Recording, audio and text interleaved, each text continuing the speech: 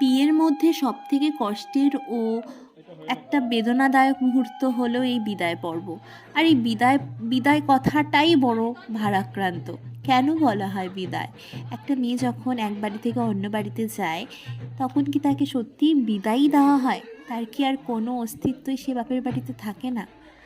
সে যাই হোক, আমরা বধূবরণের জন্য প্রিয়াদিকে আনতে গেছিলাম, কিন্তু এখানে একটা মেয়ে হিসাবে যখন দেখছিলাম এই বিদায় পর্ব, তখন ফ্ল্যাশব্যাকে নিজের কথাগুলো মনে পড়ছিল। আর যতই আমরা ছেলের বাড়ি মেয়ের বাড়ি যাই হই না কেন, একটা মেয়ে হিসাবে কিন্তু সবারই এই কষ্টটা আমরা রিলেট করতে পারি, আর আমাদের কষ্ট হয়। তো সেই যাই হোক, কান্নাকাটি পর্ব মিটিয়ে তারপর প্রিয়াদিকে শ্বশুর বাড়িতে বধূবরণ করার জন্য আমাদের এই উৎসব মানে নাচানাচি পর্ব চলতে থাকে। তারই অংশ তোমাদের সাথেও ভাগ করে নিয়ে চলো।